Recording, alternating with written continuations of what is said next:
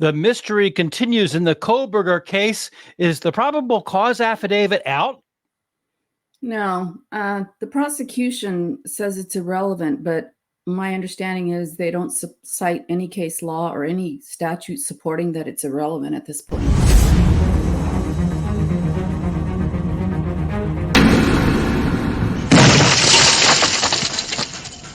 I'm attorney Andrew Myers here on About the Law, and joining me is Southern California attorney Yolie Medina. Yolie, welcome.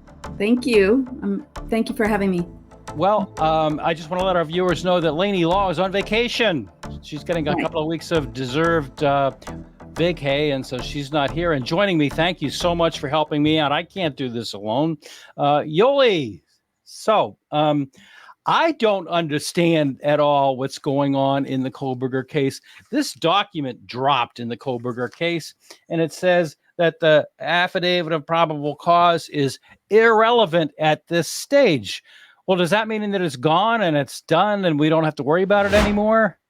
Well, I don't practice criminal law, and I'm not licensed in Idaho State, but I will say that based on what Ann Taylor has said, there is no law supporting the fact that the state's contention that the affidavit of probable cause is irrelevant. I believe everything is relevant from the point of investigation, from the point of everything in a death penalty case. I would have to believe that. Here it is up on the screen. This is the actual motion that was presented, defendant's response to the state's motion to limit testimony. And it reads, it's only a 2-page motion. It reads in part, in the state's motion, the state contends that the affidavit of probable cause is, quote, irrelevant at this stage. Yeah. But now, wait a minute. Hold on. Hold back up the bus here. It says defendant's response to state's motion to limit testimony, but the state's motion has not been dropped onto the court website. Maybe they forgot to file it. Maybe they served it on defense counsel and they forgot to file it. I have no idea. But it isn't. I checked just before the show and it isn't on there. It's not. Not only did you check, I have been checking, and just before the podcast, actually 24 hours ago, I contacted by email both the prosecutor's office and the defense, Ann Taylor's office. I emailed them. And I also called the court clerk's office. Their number is on their website. If you dig down a little bit, I called them. I got a voicemail. I identified myself. I gave them my fax number and my email and asked them, why can't you just send me the state's motion? So why the mystery? Why do we have to see the defendant's response, but we don't have the actual state's motion to limit testimony? I don't know, but my guess is they forgot to file it and they just served it on the defense, or it's sealed, but it's not listed as sealed. No, we could go up and down the roster. It's pages and pages long. And usually when something's sealed, what precedes it is a motion to seal, right? Yeah. And I didn't see a motion to seal the state's motion. So maybe you're right. I hadn't thought about that. There's the equivalent of every state calls it something different. We in my jurisdictions call it a certificate of service. If I have to serve you, at the bottom of every document, I put a certificate of service and I certify to the court that I have sent you a copy of it by email or mail or FedEx, UPS. I just have to tell the court that I sent it to you. But I hadn't thought of that possibility. Is it possible that they forgot to file it with the court? It's possible. Although I don't know if this is true. Well, it's a very small town, and I heard, and it may not be true, that Chief Fry's wife is the court clerk. Have you heard that? I read that somewhere. Yeah. I don't know. There's a name of a court clerk on the website, and it's not her. It's someone else.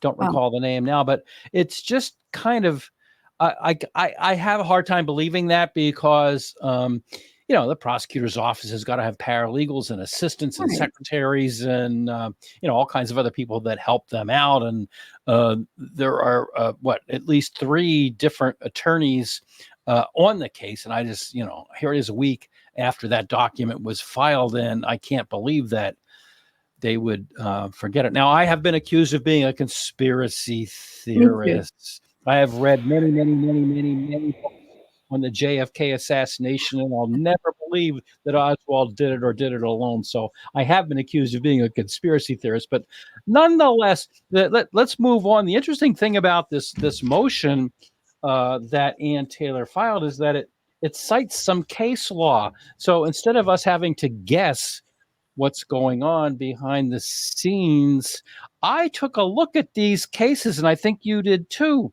And I think they give us a little bit of a clue about what's to come. Drum roll, please. The first case is the state of Idaho versus Judy Thompson. And in that case, a pen register was used to determine a target that was contacting known drug dealers. A pen register, for our viewers who aren't familiar with that, a pen register is a device that simply attaches to a person's phone remotely and can tell prosecutors and police the numbers that were contacted and how long the calls were. It does not give them the content. It's just like if I had called you and talked to you for 20 minutes, they would know. Not that that's suspicious, but in any event. So they did the pen register without a warrant. There was no warrant for the pen register. But once they found that the person, Judy Thompson, was contacting drug dealers, they then, at that time, they got their warrant for a wiretap to then listen into her calls. So now they had the substance, and the wiretap unveiled highly damaging drug deal evidence. But because no warrant based on the required probable cause for the use of the pen register on the defendant's phone was obtained, the information obtained in the warrant was suppressed. Yeah. So, and that sounds right to me. The interesting thing is that this is in accordance with the Idaho Constitution, and the Idaho Supreme Court pointed out that there's actually United States Supreme Court precedent that says no, the pen register would not be requiring probable cause. So, as you know, I hope we're not boring our listeners with all of this legal talk, but each state can give extended protections under their own constitutions. And that's what happened in this case, because this isn't federal law. This is Idaho law that they could not just get information off a pen register without probable cause. And then when they got additional information based on that, that could be suppressed. So it sounds about right in thinking about California law. I don't know, okay. I don't know, but it sounds about right, because the use of the pen register is to target, known drug dealers. And before you target somebody, I guess it could be seen as a part of an investigation, the pen register. Yeah. But a part of it is you got to show a judge why you want to target these people. Mm-hmm. You can't just target people just because without a warrant. Right. They can't just attach a pen register to anyone's phone, your phone or my phone. Just because. Right, just because. Now, this is the, in the vernacular, it's called the fruit of the forbidden tree doctrine, isn't it? Fruit of the poisonous tree, yeah. You want to explain that one, or why don't you explain that one? I'll explain it. It's if you don't have a basis for which you got the information to indict or convict somebody, or indict or to charge somebody, then the charges are thrown out, because you have to have a basis. And that basis has to be based on probable cause. So when I say you can't just because put a pen register on somebody's phone, you have to show the judge, this is why we want a warrant to put a pen register on this person's phone. and the judge gets to see facts. It could be circumstantial facts, but facts nonetheless that allow the judge to determine, okay, you can invade this person's privacy by putting a pen register on their phone. Right. Now, I just have a little teeny tiny little technical thing to discuss here. And we've described a pen register, and I put it on my slide there. The court pointed out that in its decision in this case, the Court of Appeals used the term pen register to refer to a device that is used to record numbers called on a telephone, and to a dialed number recorder, or a DNR. So that's the same thing. It's two different words for the same kind of a device, or if they're not exactly the same, they're similar. So the court pointed out that in this case, the equipment that was installed to monitor Judy Thompson's phone was actually a DNR, but substantively it makes no difference. I think it's the difference between ketchup and catsup. Probably. So Yeah. why would Ann Taylor, as you pointed out, there's no law to support the principle that the PCA is not relevant at this point. So she responded to that comment that there's no law with 3 laws, and this is the first one. Why would she have cited this in the context of the Kohberger case? Well, I mean, I don't know all of the case law that could be applicable in this state, in Idaho state, but she did choose this for a reason. Yeah. So it's possible that some of the information obtained to pinpoint the suspect as Bryan Kohberger was obtained by some type of pen register or wiretap that was authorized for some other investigation, not Kohberger. Mm-hmm. So if there was a parallel investigation, this wiretap may have been in regards to that investigation, and somehow it implicated Kohberger. Interesting. So I think that that may be where she's going. That there was no probable cause to be interfering with Bryan Kohberger's phone or whatever, and it just so happened that this is a part of a bigger investigation not involving Kohberger, and the prosecution is trying to use it as substantive evidence or facts for the arrest of Bryan Kohberger. But the probable cause affidavit doesn't state anything about wiretaps or anything like that. No, it doesn't. It does not. Thank you for that's a great analysis. Let's go on. This is the second case that Ann Taylor cited in this mystery motion objecting to the state's real mystery motion. This is the case of the state of Idaho versus Michael Hosey. It's actually 2 cases. It was presented in 1998, not the 1988 that it says in the motion. And then it went back to the court a second time in 2000. In this case, the Idaho Supreme Court remanded and what that means is it sends it back down to the lower court to reconsider. We shouldn't use all of our lawyer terms because, intelligent people that just didn't go to law school don't know all these terms. But anyhow, Idaho Supreme. I'm sorry, what'd you say? It bores them. You and I get excited by these things. I know, we just need to talk like we're in the, just regular people. Yeah, Idaho Supreme Court remanded a motion to suppress back to the district court for the court's failure to conduct a required hearing on the reliability of a confidential informant. So does this maybe have a flavor of something we've heard about possibly in the Kohberger case? Yes. And so the fact that there must be a lot of case law regarding, the probable cause affidavit, the fact that Ann Taylor chose this case is probably because there may have been a confidential informant in this case. Drum roll. And it's possible that the confidential informant was for some other investigation, not regarding the investigation of the 4 unalivings that happened. So again, The reliability, the way I see it, the reliability of the reliability of a secret informant's credibility, I guess. And how often did this confidential informant give good information?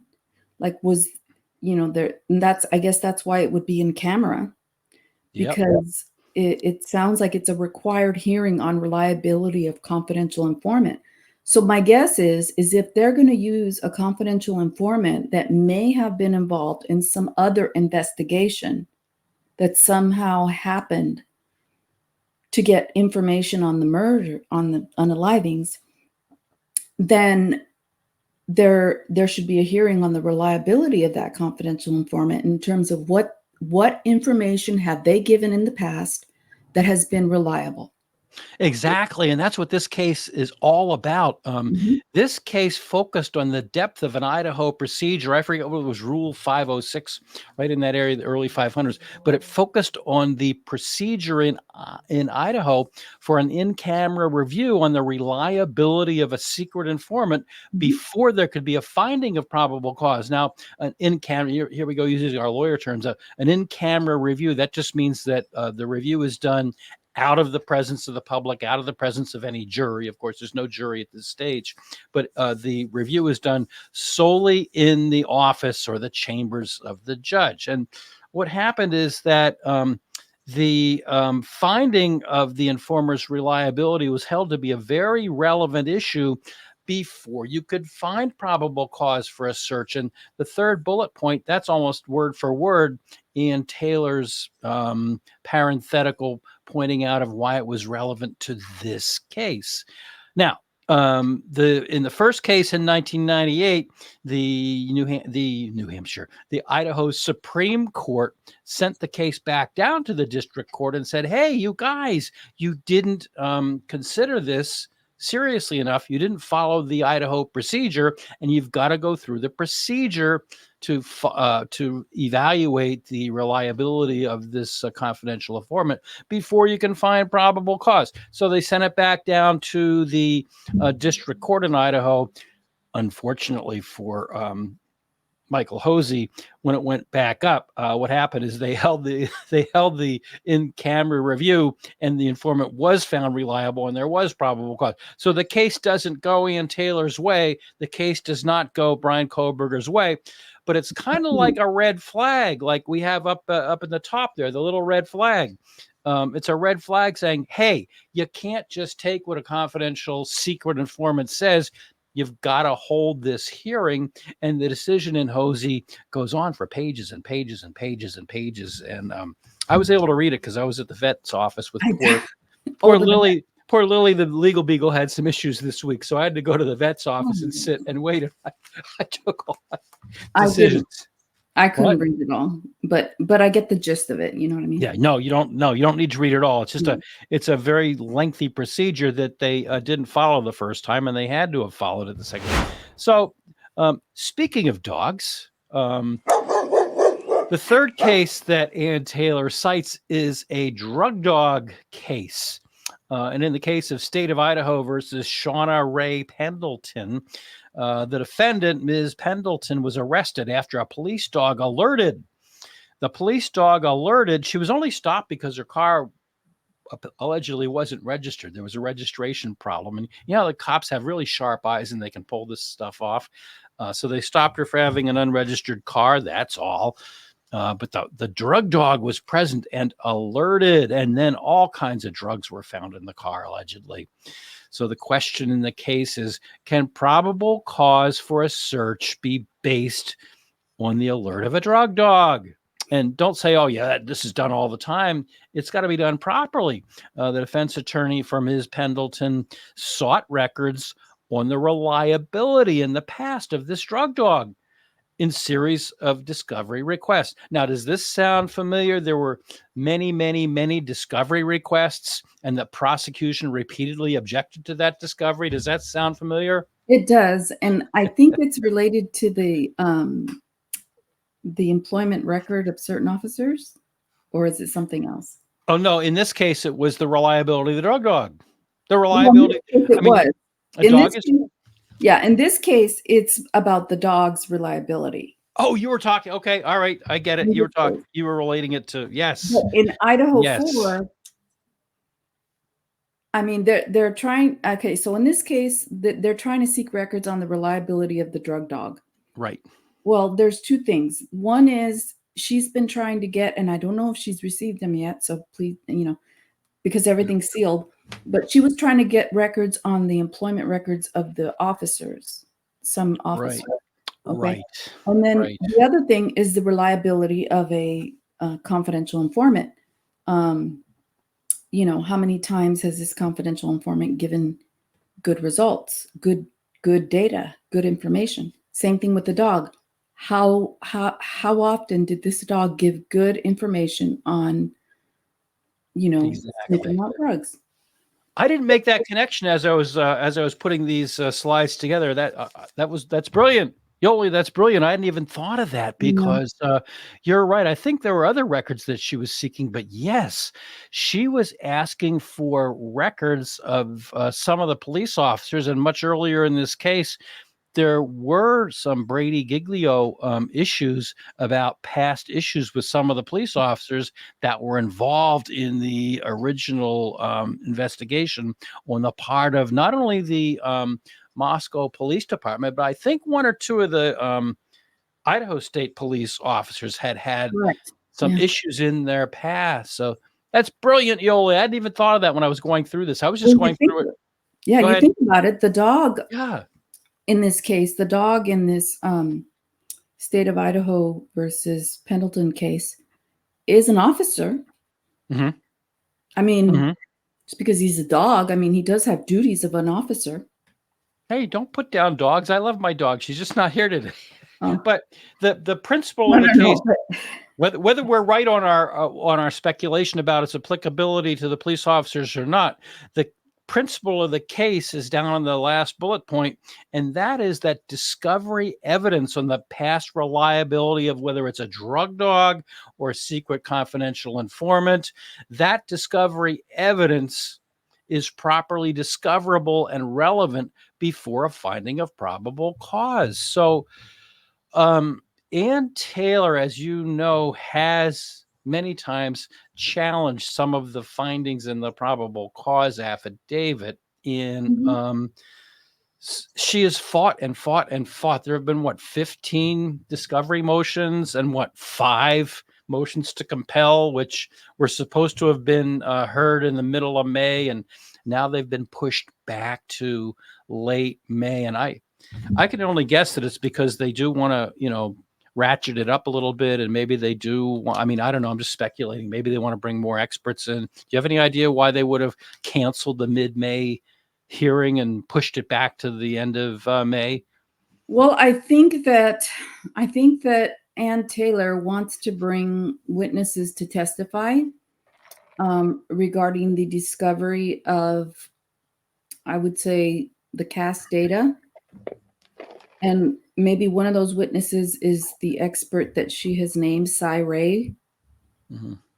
And maybe his only availability was like on the 23rd. And therefore, he could testify on the 23rd. The judge could take it into consideration. And then the next hearing would be on the motions to compel that information. Interesting. Yeah. I'm not sure, though. I don't know either. I don't know either, but there has to be a reason why Ann Taylor picked these 3 cases that we're going over right now Right. in this. It's only a 2-page. I keep calling it a motion. What it is the defendant's response to the Yes, state's motion, which we don't which know what the state's motion said. all we can do is guess. All we can do is guess. But I just thought it was interesting the language that the state contends that the affidavit of probable cause is irrelevant at this stage. So, Yeah. the, And you at told me. what stage? At what stage are we in?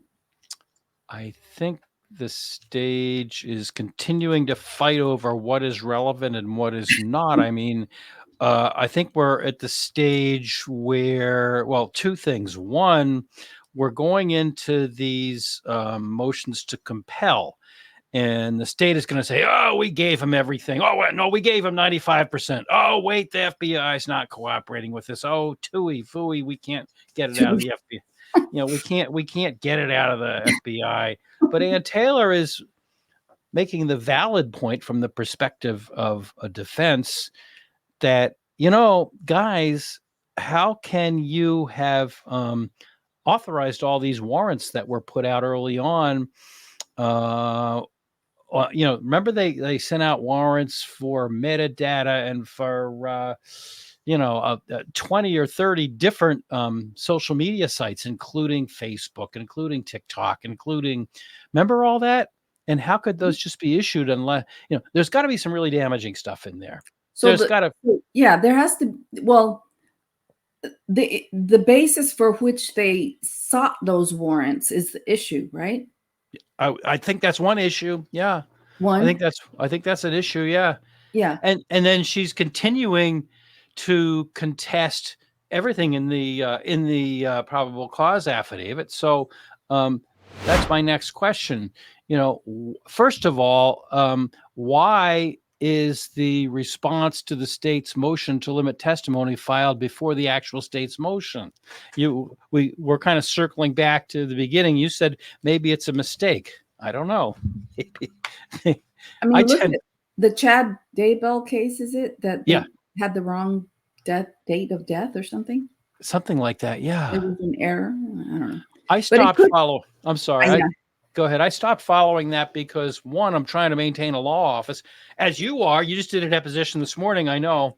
So I'm trying to maintain my law practice. I can only do so much. And I hate to say this, and I shouldn't say this because it's very undefense-like. Doesn't it seem that it's pretty obvious the guy's guilty? I mean, man, jump all over me down in this. I don't even know much about it. But I just heard that there was a mistake in the date of death in the charging documents. So what I'm thinking here is that maybe the prosecutor's office just simply forgot to file their motion, but they served it on defense. So the defense is now responding to it. And I don't know why at this point, if they did forget, why they're not like, oh crap, we didn't file it. Let's file it now. Yeah, I don't know what's going on. And there's no motion to seal it unless, I have no idea. I don't either.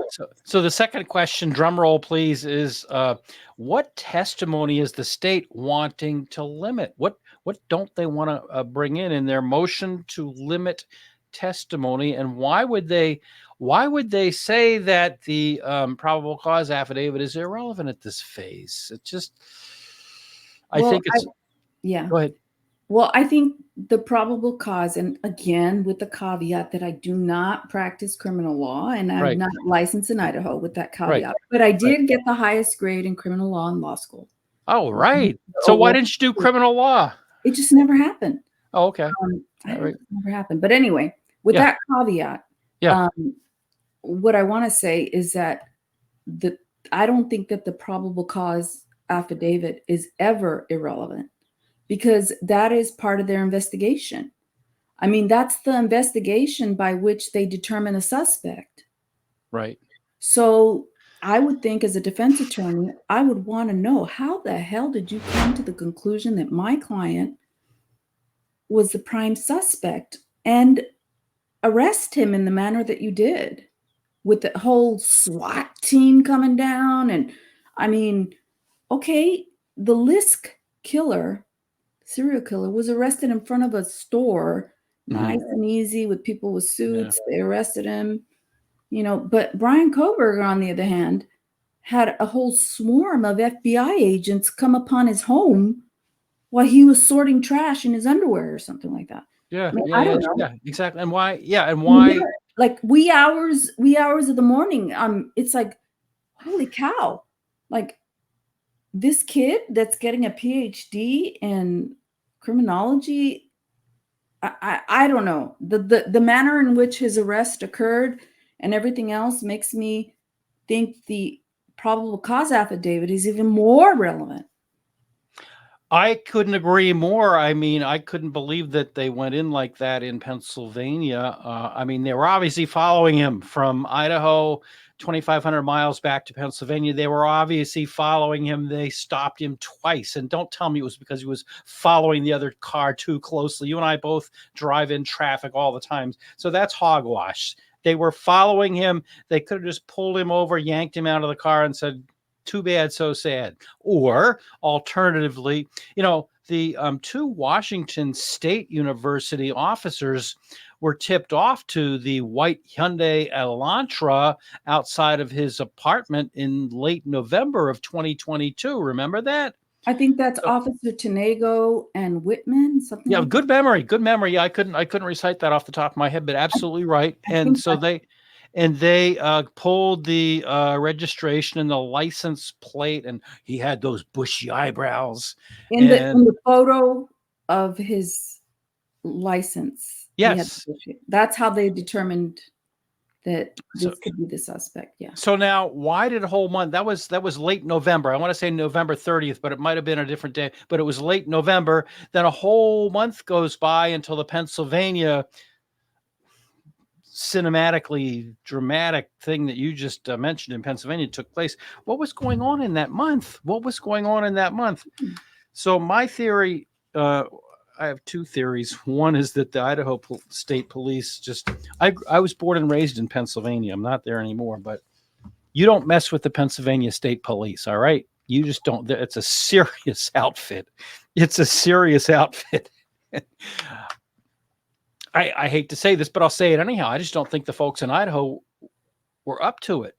I agree with you that they could have, once they really honed in on him and they had the white Hyundai Elantra outside of his apartment, he liked to go over to Idaho and go to the food restaurant, and he liked to go running, and he liked to go, look at the stars. Why, when he was out running, why couldn't they just said, hey, would have saved a lot of time, effort, and do you really need these flashbangs and breaking people's windows?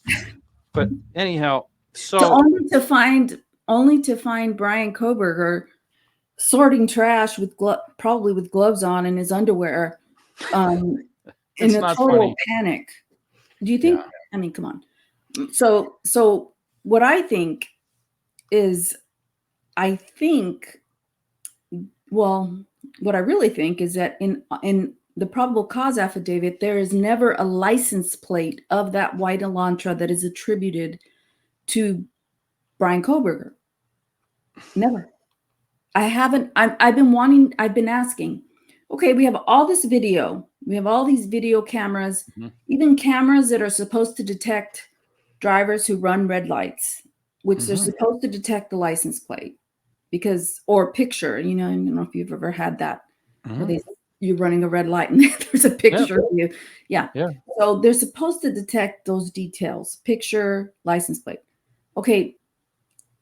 Of all cameras that were available, and maybe even cameras that were at the houses or homes near the 1122 house, you still do not show me a license plate. No. So, I know that older people, maybe like you and me, because I'm older than you think, probably. Stop it. I'm young. We want to know. So we want to know just the basics, like license plates. Yeah, I agree. It's just a white Elantra. I mean, they all look the same, and they're like, well, look at this and look at this, and it's like, it's just a white car. I don't know. Yeah, I know. Okay, so I think that getting back to the question, what is the state really trying to limit? Because their original motion was to limit the testimony, and I'm guessing that they really don't like Cy-Ray. They really don't like him, and they didn't like the alibi. We did an episode on that previously, And so that's my guess. They want to keep him out or anybody. Bryan Kohberger did not comply with sections 1 and 2 of the alibi notice statute, and they're rigid and they're firm, and he didn't have a specific time and date and place. And so he blew the procedure. So we want to keep out Cy-Ray. That's my guess. That's number one. And the other guess is, they want to keep out any testimony on the IgG DNA issue.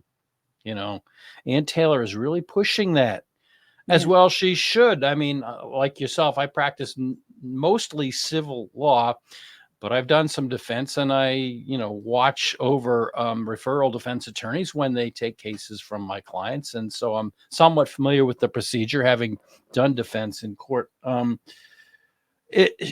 In a death penalty case, she should do everything she could possibly do. And I think what she wants to do is be extremely aggressive on the IgG DNA issue, because if she can knock that out, the whole case falls apart. I would think the whole case would fall apart. So yes, I agree. I think they don't like Cy-Ray. They're trying to exclude his, well, it says suppress. So I don't know if that means suppress part of his testimony or suppress everything. Because in California, it'd be motion to exclude evidence, like exclude this expert or exclude, because we have depositions. So it would be exclude this portion of the deposition. So when it says motion to suppress, does it mean motion to suppress for her motions to compel? No, I think what it is the motion to suppress is something the defense does. What the state wants to do is limit the testimony. They just want the court to, I guess, in camera, do a limitation on the testimony that's allowed in these motions to compel. I mean, they're really grasping at procedural straws to do anything they can to keep that IgG DNA evidence secret and to keep it from the experts. And they also don't want to go anywhere with Cy-Ray. They just want to, look, it's a motion to compel. It's just documents. It's document review intensive. Let's not waste the court's time, even though they've already wasted 4 hours on that silly, the 2 silly hearings that they held on the survey. I mean, I don't know. Plus, now looking forward, I mean, a lot of these podcasts out there look back. Oh, the Banfield. Oh, the jacket. Oh, I'm looking forward, and I'm saying, this is the very beginning of a major offensive by Ann Taylor. She says, we're just starting to look at motions to suppress, and there are going to be a lot of them. And thank you, Judge, for saying we're going to have hearings every 2 weeks. So that's how I see it. Okay. So the procedure part is a little fuzzy for me, like the whole procedure part. But my guess is correct. I think they're trying to either limit or suppress certain testimony from Cy-Ray and limit or suppress certain testimony regarding the genealogy and how they came about to finding Bryan Kohberger.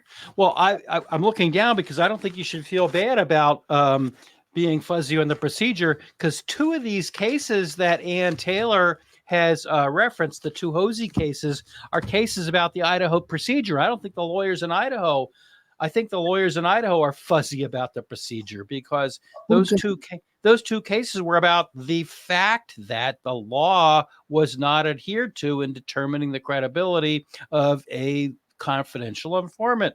In the first one, hey guys, you didn't follow the procedure, here it is. And in the second one, it reviewed it at exhaustive length that I only read because I was in the vet's office on what the procedure is. So, don't feel bad for being fuzzy on the procedure. I think they're fuzzy on the procedure. Anyhow. So I don't know. I guess we've kind of exhausted this. But I think the bottom line is that if you think that it's been contentious to this point, I think all that's going to be ratcheted up in the days and weeks ahead. It's going to be interesting. Yeah. And then he made it public, the testimony of a certain witness on the 23rd. So that's that's going to be streamed, I guess. I don't see how they decide that some stuff is going to be public and some stuff is not going to be public. I guess, they really it's probably, I don't either, and there's no reasoning for it. No. And to me, if there's going to be a gag order, there should be a reasoning for why it should be public, because everything should be public, in my opinion. But I mean, I don't know. I agree. I used to be a TV reporter many years ago. Before I went to law school, I was a TV reporter and producer, and I worked at a bunch of different places. And so I am biased, and I've said that before. I'm biased. I think everything should be open. We pay, but taxpayers pay for the courthouse. Taxpayers pay the salary of everybody.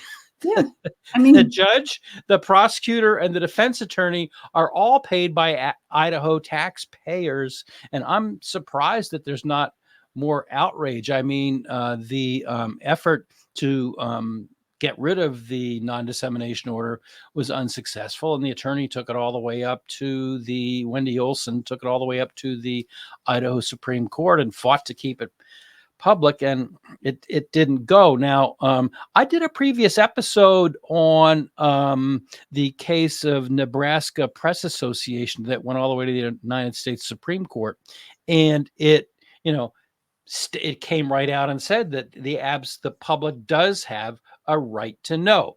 It's not absolute.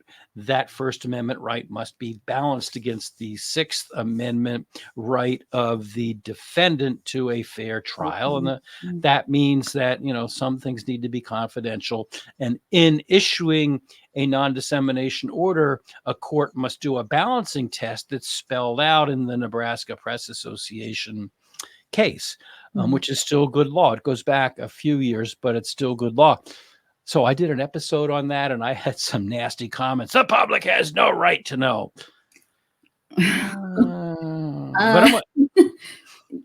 Yeah, courtrooms are public. Courtrooms are public, and that goes back to the foundation of this country. I don't know if you remember, but neither one of us remembers personally, but reading history, courts were like a center of attention in the old days, just like churches and courthouses where people went to observe what was going on. And people used to always go to them all the time and hang out. Not so much anymore, but I mean, what's going on in the courts? They are our courts.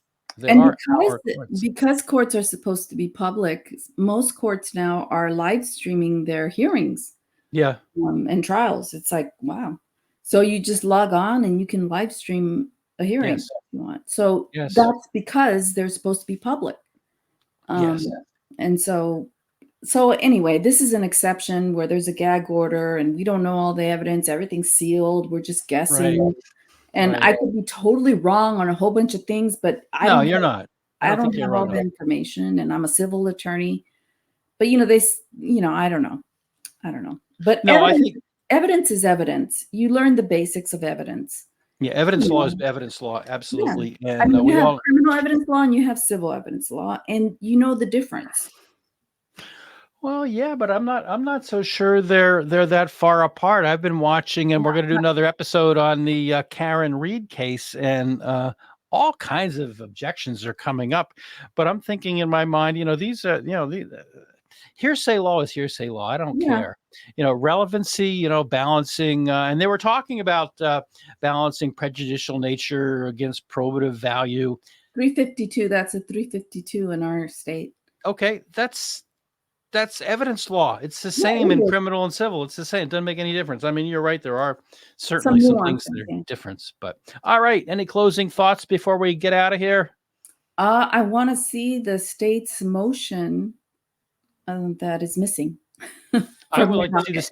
And like I said before, I emailed both the prosecution and the defense, and I knew it was them when they didn't email me back. And I also left a voice message with the second district court. I never thought of doing that, but maybe I will in the future. Well, I mean, they're probably deluged with a lot of people, but I mean, I don't know. I'm an outsider. I'm not a member of the bar there. I'm only a member of the bar in 2 states. But you know that you could become a member of the bar there if you don't have to take the bar exam. You just apply. I don't have a client base out there. But what I was going to say is that I have found in my experience that most if not all, court clerks are very friendly and helpful. They're not, as you know, they're not allowed to give legal advice. If pro se people walk into the courthouse and start asking substantive questions. Yeah, no, but I've found that most court clerks are very friendly and accommodating, and they know that if they're accommodating and they, help you out, they can go on to the next person fairly quickly. So I thought, just on an off chance, maybe I would find a friendly court clerk out in Idaho, and they would say, okay, we'll drop this, but didn't happen. So please remember to like and subscribe. Be sure to comment down below. Let us know what you think. What do you think? Let us know down below in the comment section. What do you think the state is limiting or wants to limit in their testimony? And let us know what you think Ann Taylor is doing going forward. We're not going backwards to the Banfield and the tearing down the property, which was wrong. We're looking forward. Where is Ann Taylor going with this case? Right. And I'd like to know. Okay. All right. I would like to know too. Have a good week, everybody. Take care.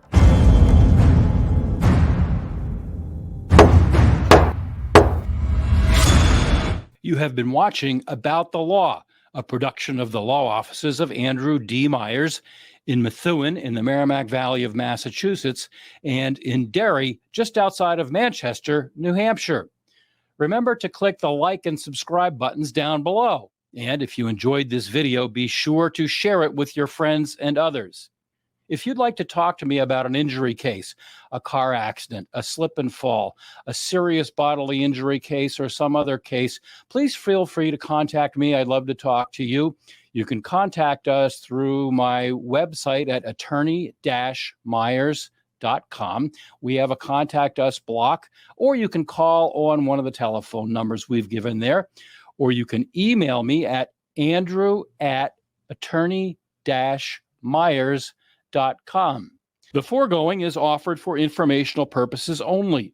It is not intended as and does not constitute legal advice. Laws vary widely from state to state.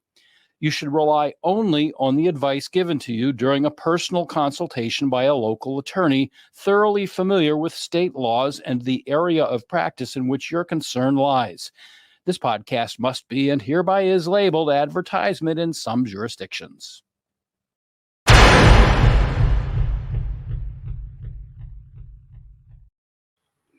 Okay. And that's that. I hope that was a good one. Oh, of course it was. Every one that we do together is a good one. Yeah. So that's weird. I don't know why the prosecution's motion isn't filed. Maybe I'll check again. There's an old saying about the squeaky gear gets the grease. Yeah. Okay. Bye. Hang in there. Yeah, you too. Lainey and I struggled. We even had people come in and try and help us, and they threw up their arms and left. And so Lainey and I figured this stuff out on our own, and she's a lot more up to date on all this. Is she your daughter? What? Is Lainey your daughter? No. Oh no. Okay, never mind. No. Never mind. Did you think she was my daughter? I thought you guys, I don't know. I thought maybe she was, but I didn't know for sure. I thought I should be so lucky. I have two stepdaughters who are in their 30s. My stepdaughters are older than her. I've been blogging for a dozen years, and at some point people stopped reading, and I would do more and more in terms of SEO, and I'd get fewer and fewer readers. So I said, I gotta stop blogging and start doing videos, but I didn't have a clue how to. I tried to do one on my own. It was so horrible. I tried it 3 times. It was so horrible. I erased it, and I called an old friend of mine who was in my college roommate. He was in the media business professionally for years. All right. Okay. So send me the link, and then I'll. Okay. All right. Bye.